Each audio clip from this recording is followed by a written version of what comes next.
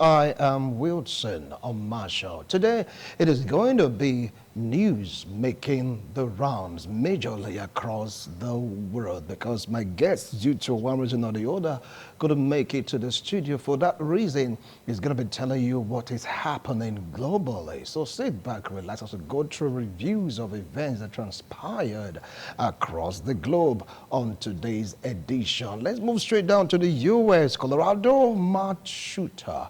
Yes, you might have heard about the gunshot that happened in Colorado where some persons lost their life. Yes, the man was apprehended and, of course, sentenced to life imprisonment. Now, this is what we're talking about, gun control in the United States of America, where the Democrats are always up for it, saying U.S. gun violence is getting so much. For now, we have to regulate it. We have to know how to issue licenses to gun owners. We have to evict or reject or repeal that law that gives the right of an average U.S. citizen to own a gun because of the rampant shooting spree they've been experiencing in the U.S. Don't forget about the case where a kid went with a gun to his school. That should be in Texas. Opened fire, and of course, some teachers were killed, some pupils were killed. Another case whereby someone went to a gay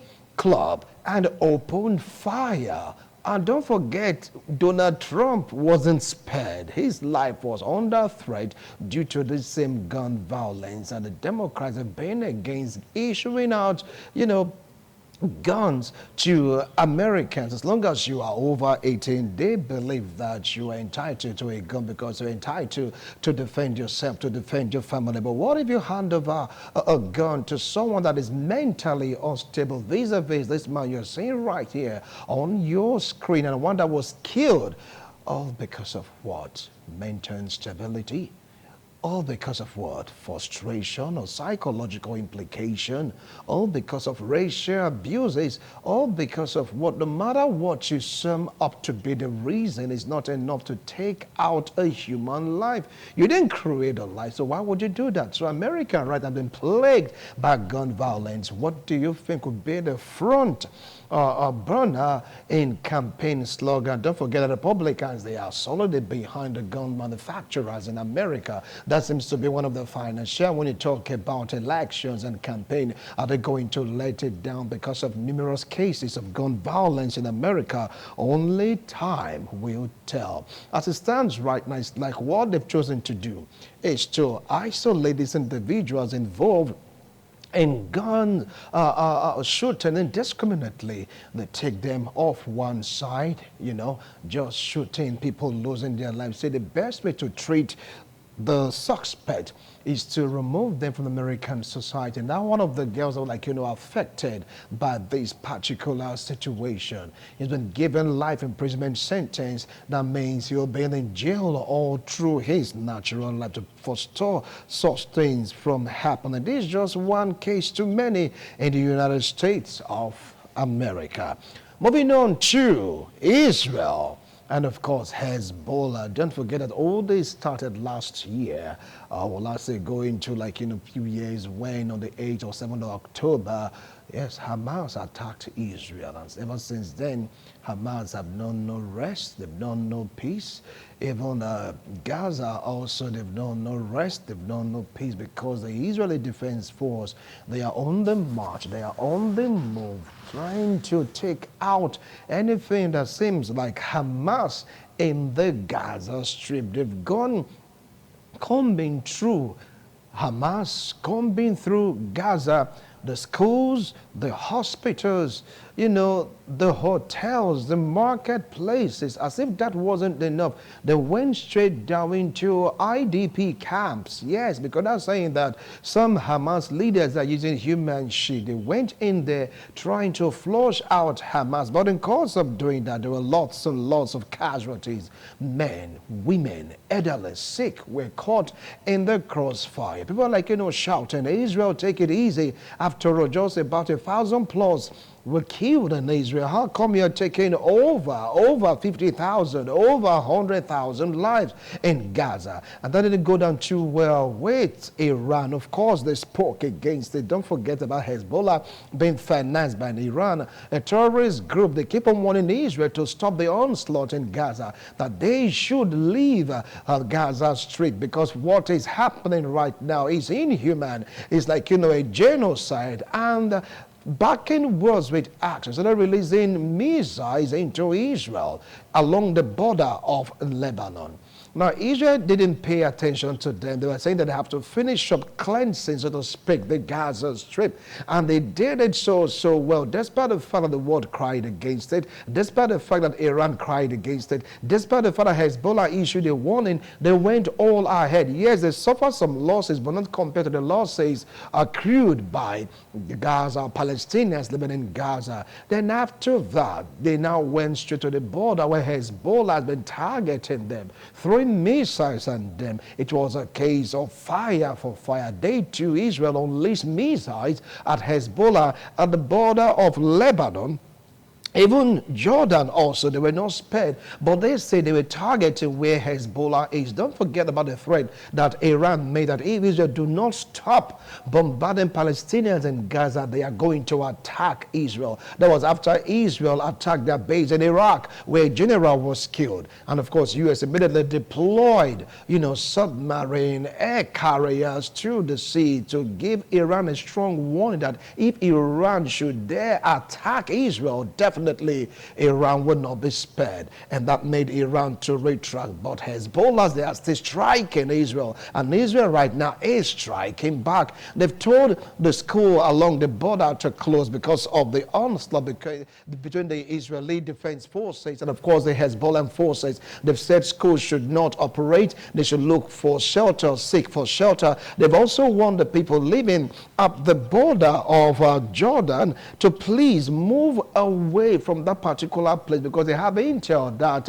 Hezbollah general, Hezbollah's head, they are there, and they are going to show no restraint in wiping that place clean to make sure that Hezbollah will no longer be a threat to Israel, and that is what they are doing. But the world have been crying for calm, telling both to cease hostilities. But the question now is, do you think Hezbollah will listen to the word? Because they gave a condition that for them to stop, Israel must honor the ceasefire deal. Israel said, no, we are not through with what we are doing. If you want a taste of us, definitely we are going to show you what we are made up of. Hezbollah keep on throwing rockets. Israel right now is retaliating and is getting heated up in that region. Even Joe Biden spoke about it, attempted to please consider a ceasefire. But they warned Iran, if you do anything contrary to what you're saying right now, you will not be spared. But Hezbollah is still going on. Israel is still marching forth. Now, all this back and forth, how do you think all this will end?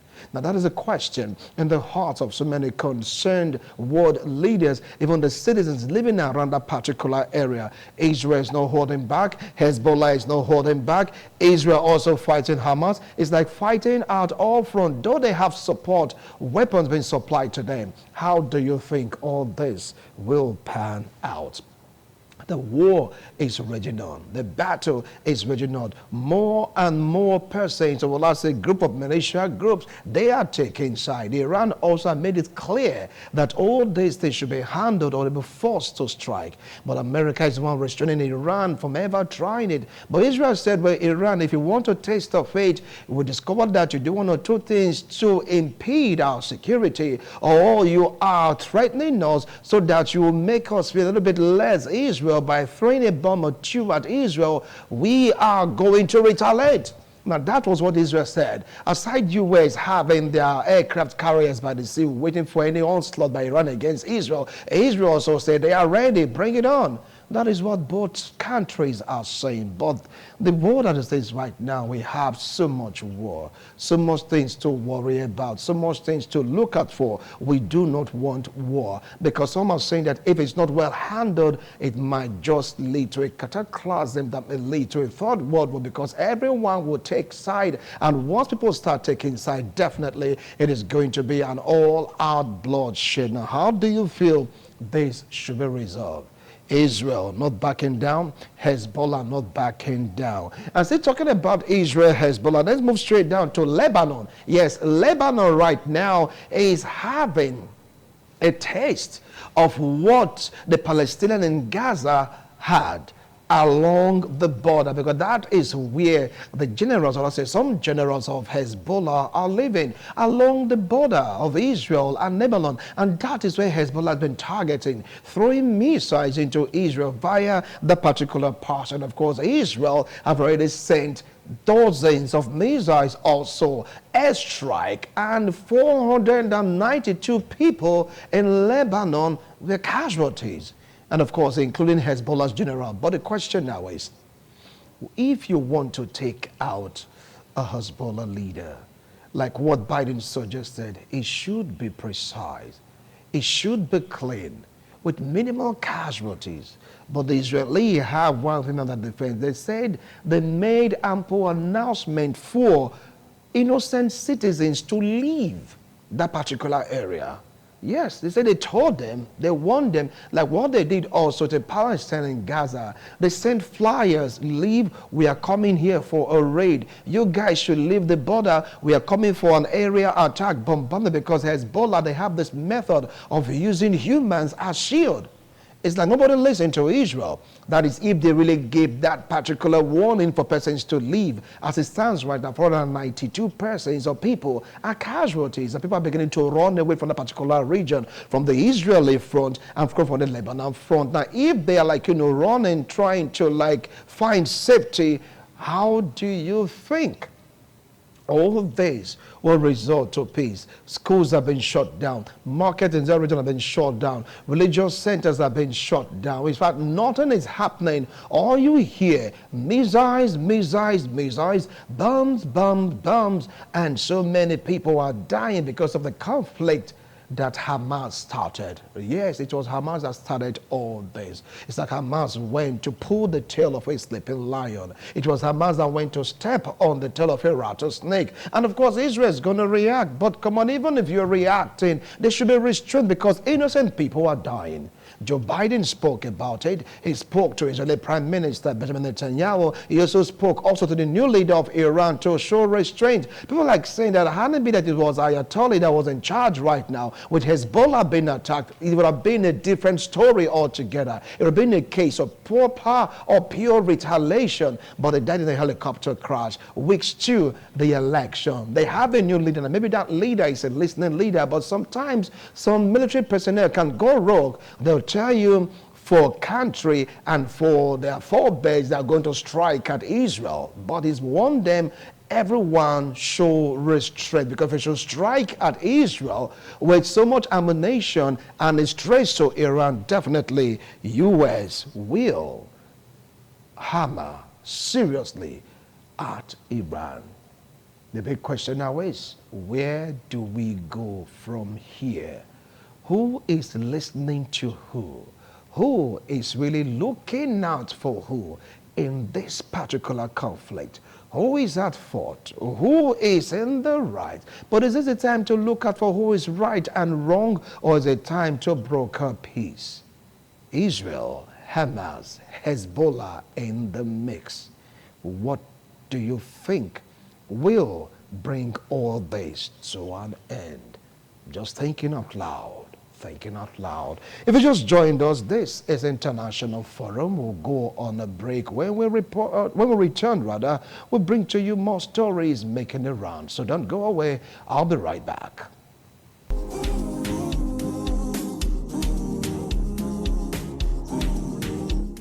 Oh Nigeria, my country. I hear thee. Despite the ups and downs, I still love you, because there is no place like home. I celebrate you as you turn 64 on October 1st, 2024. Without any iota of doubt, you shall be great again. People, what are you waiting for? All will rise.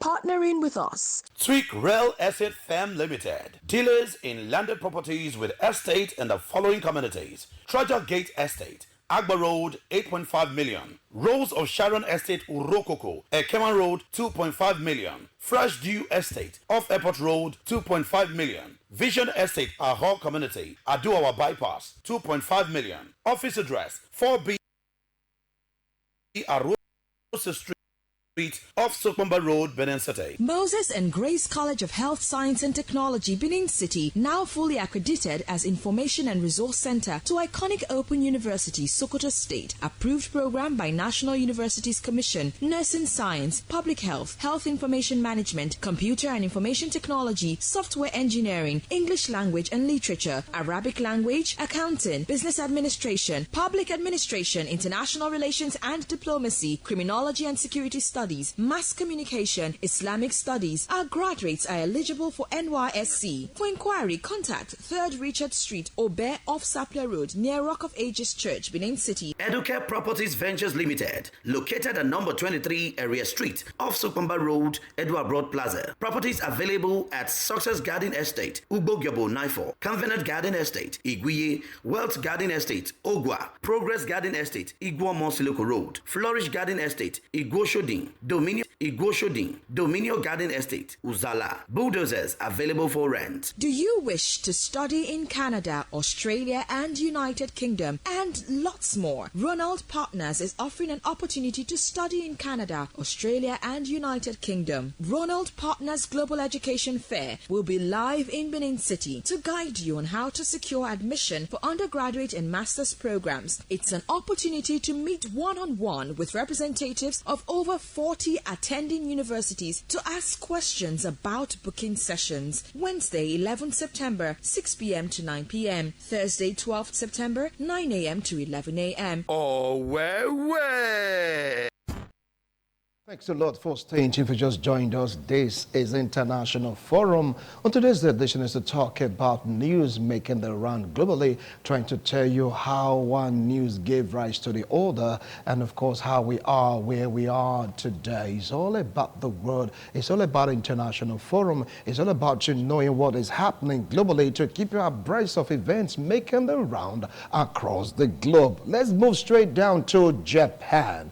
Japan right now have not really had a nice time in terms of typhoons, in terms of flooding. 6 dead after record rain causes flood in Japan. Mother Nature reacting. Mother Nature trying to reboot herself. Mother Nature trying to recover from the activities of man. Man-made activities, deforestation, global warming. We talk about industrialization, giving out deadly gases that is fighting intensively against the ozone layer, giving out gases that is intensively depleting the Earth's cover, depleting the Earth's shield, depleting the atmosphere. Hence, we just cannot fathom or will ask a record or follow progressively the torrential rainfall, even sunshine that is heating planet Earth without due restraint because of the depletion of the ozone layer. Take a look at devastation caused by flood. Don't forget also China had similar issue. Sri Lanka had similar issue. Many countries across Europe, across Asia, they're experiencing this. Even in the UK, they have issues like this. In Nigeria, you get to hear about flood because of the modern nature is reacting. Now we are talking about Japan, a sophisticated city whereby they have almost everything going for them, but not to prevent them from the backlash of Mother Nature. You get to see sea overflowing its bank, rivers overflowing their bank. They're talking about a rain that was supposed to be on for 3 months, falling for just 3 days plus. Do the maths. You have this widespread of 3 months rain coming in just for 3 to 4 days. Now tell me, how can the surface of any city contain that? How can the drainage system of any city take care of that? How can the foundation built for over a number of years, it could be 10, 15, 10, 20, 50 years, be able to really contain the ravaging effect of flood? This is about modern nature. This is about us taking care of our environment because everyone is being affected. Don't forget about the Copenhagen meeting where some countries are saying that they're not going to do anything in terms of payment to take care of the environment in terms of fines for really fighting against modern nature because of activities carried out by man. You've heard about fracking, right? You heard about deforestation. You heard about also so many industrial processes, or let's say industrial conundrum that is there emitting dangerous gases that are depleting the ozone layer. As it stands right now, Japan is really in their need of assistance. It's sitting in Japan. Don't forget also about China. Shanghai also was affected. As I said that before, Shanghai was affected, torrential flood. If you look deep down also, you get to realize UK wasn't spared. Yes, Vietnam had the same thing. You get to hear about mudslide, all occasion to modern nature reacting to man's activities that are somehow unwarranted, unprecedented, and is affecting nature negatively. You go to the US, they have similar issues. You come straight down to Australia, Sydney, they have these issues. So the question now is, what should man do to foster this from happening, to foster this from getting worse, to foster this from claiming lives and destroying properties? Everyone should obey the accord signed at Copenhagen about taking care of planet Earth. If we don't take care of planet Earth, tell me who will? And peradventure, the major land of planet Earth is overtaken by water due to the ice, the glaciers melting in the North and South Pole, thereby causing flood to ravage our cities, our towns and villages. Where are we going to live? Because I know that evolution takes lots and lots of years. I don't see humans now developing skills within a period of a year plus. It's not possible. Even to go with the principle of evolution, you know, the ice glacier, the ice cap, they are melting. They are melting. Even the North Pole and the South Pole, they are not as cool as they used to be. They are not as cold as they used to be. The ice is melting due to global warming. The water body is rising. And it's like some countries are paying deaf ears to this. It's at our door. It's knocking so hard. Something should be done to really foster this from destroying land surfaces on planet Earth. Now, talking about corruption, let's get straight down to what is happening in Singapore. Yes, the minister of Singapore is charged for bribery. To be in some countries, you get to hear it's not just bribery. Singapore ex-minister Subramaniam Iswaran found guilty in bribe case. Yes, some countries really are fighting seriously, assiduously against corruption. Remember one time President Muhammadu Buhari, he said, if you don't kill corruption, corruption will kill us. But we're fighting corruption in this country because in Singapore, the story is quite different. In China, the story is quite different. In Japan, the story is quite different. In the US, the story is quite different. In Russia, the story is quite different because let's take a look at this country. In China, if you're caught because you're corrupt, yes, and it's been found out that really you are guilty, you've taken money, you're supposed to take money, you've taken bribe, you're supposed to take bribe, you inflate figures just to make gains, you pay the ultimate price. Yes, that is in China. Don't forget that Tinubu said we should imbibe some things we saw in China or he saw in China to bring them inside Nigeria. People like saying, take that part of fighting corruption in China, bring it down to the country, Nigeria. Yes, you pay the ultimate price if you are found wanting. That is it. While in Japan, they have this method of redeeming their image. I'm not in support of that though. If you're caught wanting, and the person is a top government official that is found or alleged to like being involved in corruption, and after much investigation, he or she is found guilty. Some of them do the honorable thing. They take their own life. There is a term they use for it in Japan, but they see it happening in Nigeria. So before everything will come out to the open, they've ended the case with them. Hence, It serves as a deterrent to other top officials in China, of course, in Japan, not to dip hands into government coffers. Now, what do we have in Singapore? They are following the same trend, but theirs is not dead. It might just be you reform the money and, of course, go to jail. That is what some other countries are doing. But if you take a look at the rates of corruption in these two countries I've mentioned, China and Japan, it is very, very low because of the penalty associated. If you are found wanted, if you are caught, it's not a case of where a man can run away from anti-graft agencies. It's not a case of where a man can be in a government parastatus, shaded that man from facing judgment or prosecution by anti-corruption government agency. That is not the case. Once you're found wanting, you'll be called out to answer for it. And that is the step that Singapore is taking. Don't forget that in Malaysia, a man turned Malaysia around by fighting corruption to a standstill. And Malaysia is better off. And Singapore also, they have similar country. They have similar story. They have zero tolerance. I mean, absolutely zero tolerance for corruption. So they are doing all they can to really fight against corruption, and it is working for them. And the ex-minister Subramania is warrant found guilty, and he's been brought to book. This is what we're talking about, the fight against corruption. If you want to fight corruption, fight it seriously, fight it non-stop, fight it assiduously, fight it with all you've got so that corruption will not envelop your country. Nigeria should borrow a lead from this country. They should borrow a lead from China, borrow a lead from Japan, even Vietnam. If you're found corrupt, God have mercy on you. In Russia, definitely jail terms. People like say that Russians are very, very corrupt, but they have a way to capture corrupt officials. Have you heard of corrupt Russian officials? Likely, small percentage.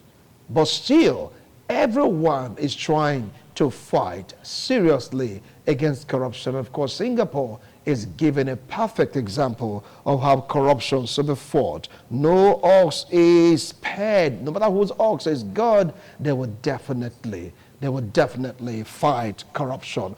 Moving straight down to what is happening in Sri Lanka, where a new president has been elected after tumultuous fight, after tumultuous battle against harsh, bad economy. The people for the first time, for a long time, choose to go out there to the poll to elect a new leader. They call it Sri Lanka's raising a new left-leaning president. Yes, after the far-right president couldn't take them to the promised land. People came out and took their destiny in their hands. They went on a rampage. They went on and on, crying bitterly, really, really bitterly, to make sure that something just get to give in that particular election. And after that, they had an election, and they had a wonderful leader to lead them. Let's see if this young man can take them to the promised land. And of course, the election was seamless. The election was free and fair.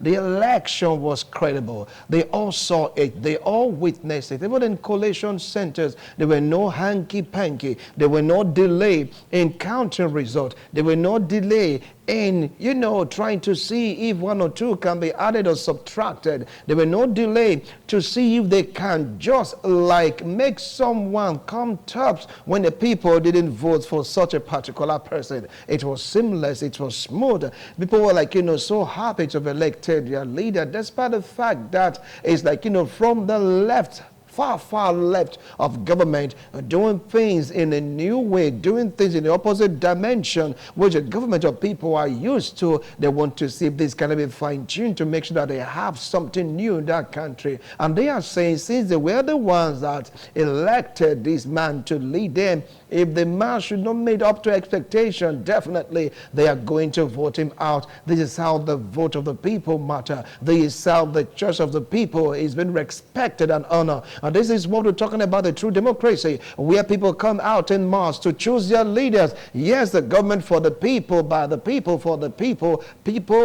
people-oriented democracy. Sri Lankans, they got it right this time around. Moving straight down to U.S. I know you've been waiting for that. Yes, the USA Trump election. Kamala Harris and, of course, Donald Trump have been talking.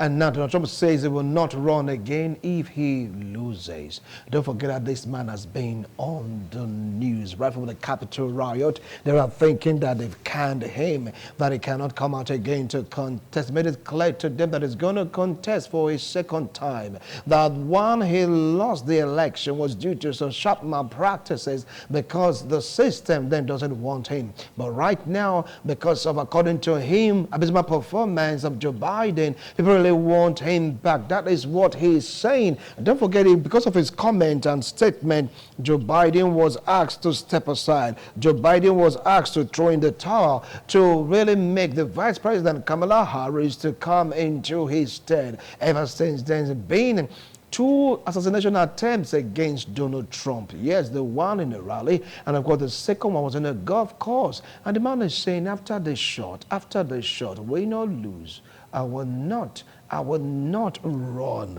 again. But the big question now is, how will this election pan out?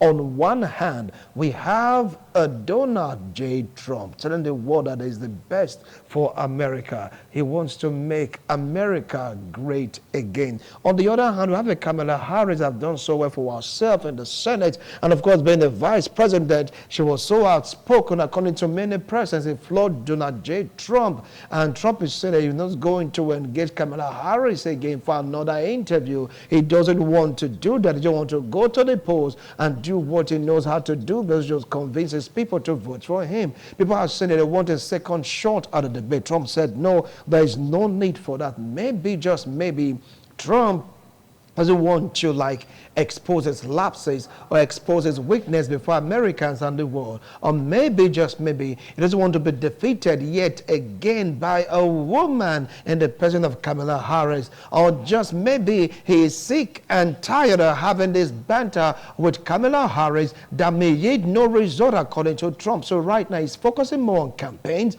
focusing more on telling Americans of what he has in store for them if elected into office, focusing more of achieving victory, because according to opinion polls right now, Kamala Harris' rating is increasing by the day. Donald Trump also is not doing badly because it's like a 2-horse race. But some people are saying that neither for Trump, neither are they for Harris. Yes, the Labour faction. They're saying whoever wins, they're going to work with such person, because for Labour, it's all about what the workforce really need. How would they survive? Even the presence of Trump or Kamala Harris, if any of them emerge victorious in the polls. Don't forget that despite the fact that Americans will come out to vote en masse, like what happened between Donald Trump and, of course, Clinton. Yes, you get to realize that by popular votes, Clinton won, but the Electoral College, that college feared that college, because they are the ones that determine who becomes the president. It was due to the power of the Electoral College. That was how Trump won that particular election.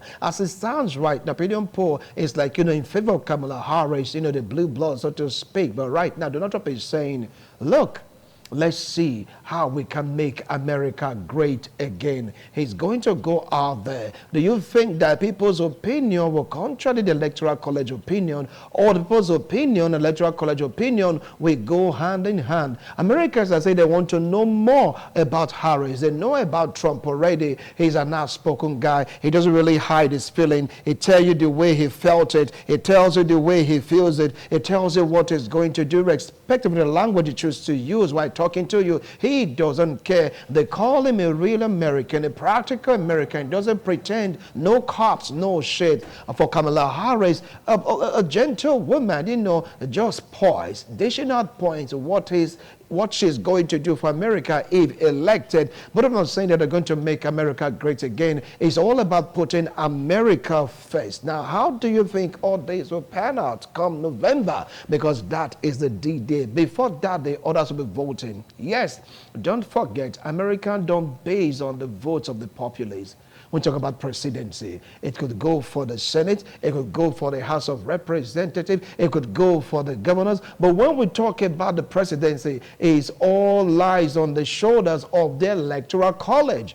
So no matter what, you have to look for how to talk to the persons that will be representing that locality, representing that county, representing themselves also in the electoral college. And if they should go out there to vote, who are they going to cast their votes for? Some are saying Trump might just take the day. Others are saying no, Kamala Harris will definitely come on top. But if both of them should stand par, if they choose to go for popular vote, American society voted, who do you think will win? Now, if the electoral college choose to conduct their voting pattern and the vote is being cast, you think Trump will come on top? But he made something clear. Win or lose, after the stint, he will not run again for presidency. Too many threats to his life. And now, as a national attempt, 2 occasions. Is it going to garner, how would I put it now, sympathy vote for Donald Trump? Or is it going to make him, backtrack a little bit from the process of electioneering? Because Americans, they are watching every move these candidates make, every action they take, every inaction they choose to embark on, their policies, everything is being sampled, everything is being watched closely, everything is being scrutinized to know who they will cast their votes for. Americans really want the best. So the best right now will either be Donald J. Trump or Kamala Harris. If you're an American, who are you going to vote for? Donald Trump or Kamala Harris? Right now, let's move straight down to Venezuela. Hugo Chavez, yes, prodigy Nicolas Maduro, according to some, he's losing it, while to some others, he is the real deal. Election came, Maduro won with a landslide, okay? Opposition had nothing on Maduro in Venezuela, to the extent that the opposition leaders have been crying foul, saying the election was rough with massive rigging, was wrought with so much indiscrepancies, was wrought with so much so that they're even wondering how can Maduro get such an amount of vote, despite the fact that Venezuela right now is being ridden with serious socio-economic and political problems? Yes. Don't forget the hyperinflation taking place in Venezuela. Don't forget also about, you trying to purchase something with the Venezuelan currency, but still it's not enough to get you what you want. Don't forget the upheaval. Don't forget the unrest. I like to see the clips so people get to appreciate what we're talking about. Yes, now that is what is happening in Venezuela, where police are trying to quell protests by students, by professionals, by opposition, because Maduro is saying that these things that you are seeing, they are being fine-tuned, orchestrated by the West. Now, when you talk about the West, he's talking about the U.S., he's talking about America, and that is the opposition leader that brought up to challenge Maduro. And Maduro is saying this guy will not leave Venezuela until he accepts him as the president, but he goes nowhere. No asylum for him. He's saying that this guy has been trying to untopple, or will I say destabilize his government, and he will not take it from anybody. Now that is what this man Maduro has been talking about, trying to live to the legacy of Hugo Chavez that handed over power to him. But as it stands right now, it's like he's losing it gradually. Schools in Venezuela are almost shut down. Why? Students are coming out to protest. They are even trying to, tell police to join in the protest. You're going to see how students have been brutally handled by police, all because they're coming out to protest. They say they want liberation. This wasn't what Hugo Chavez promised them. The Maduro is not the real deal. You just can't eat very well in Venezuela. You just can't sleep very well in Venezuela. And right now they are having power situation. Power goes off and comes on indiscriminately, despite the fact that they are the ones with the highest oil reserve in the world. Can you imagine that? And they are saying that this is not the Venezuela of their dreams. This is not the Venezuela that Hugo Chavez handed over to Nicolas Maduro. This is not the Venezuela that their forebears had a picture for them. And you are telling them to keep quiet? But what Maduro is saying is going to crush all oppositions because they are anti-government. They are from the West. They are connected to the U.S. and doesn't want to hear anything, because he said the trouble started when he chose to localize the refineries in Venezuela. That's the point he's given. Hugo Chavez did all he could to make sure that Venezuela maintained a socialist system. All right? Where a communist system, where government give the people everything that they need. And that doesn't go down too well with capitalism. And that is what they handed over to Nicolas Maduro. And he's trying to do it best to make sure that that continues. But because of sanctions from the West, it's finding it so difficult to do. Despite the large deposit of crude oil in Venezuela, is almost valueless because of sanctions from the West. Hence, Maduro is saying, anyhow, as a country, we are going to survive. For us to survive, anything that has this touch or iota of Western allies or Western American influence is going to fight it with all of his might. His last breath, that will be what to make Venezuela to be free from the grips of the West. All because on record, he chose to localize their industries. He took it from the foreigners. He took it from the capitalists and gave it back to Venezuelans. And that, according to report, is one of the crimes he committed against the Western powers. Yes, that is in the past. Now, moving forward, how can you study the situation whereby it's already falling apart? How can you make people understand the reason why you're doing what you do? It's not been able to translate reason to the people. It's not been able to make people understand the reason why he chose to do the things the way he chose to do them. He brought in some serious decision, some serious policies that didn't go down to Venezuelans. Now, he tried to bring in subsidy. He brought in goods, he brought in fuel, but he now realized that the people he's giving it to, they are taking it and selling it to Colombia at higher price just to make enough gain, thereby impoverishing the people. What do you want this man to do? He did all he could. Is he trying to do to stabilize the economy? He has reached out to other Spanish countries like Brazil, Colombia, you just name it, to come to their aid, all in exchange of crude oil. But the sanction is biting really hard. Coupled with the fact that this opposition leader is a direct stooge, according to a report of the West. According to him, it's a fight to the finish. He's not going to give up. He's not going to give in. He's not going to throw in. He's not going to throw in the towel. He is going to keep on doing what Hugo Chavez wants him to do, because according to him, he's a prodigy. But why using military police? Why using riot police to fight your people? Now, that's the question I've been asking. These are the people who've been told to govern. These are the people who've been, given the right to govern. And here you are, using police forces to fight these people. How do you think Venezuela can get out of this? Election came. He won the election in a landslide. They've been accused of doing some dubious things to win that election. And the students and people, they are protesting. They need food. They need shelter. They need health services. They need electricity. They even need the fuel that we are crying for to go about their business. Is this the beginning of the end of communism in Venezuela? The beginning of the end of socialism in Venezuela?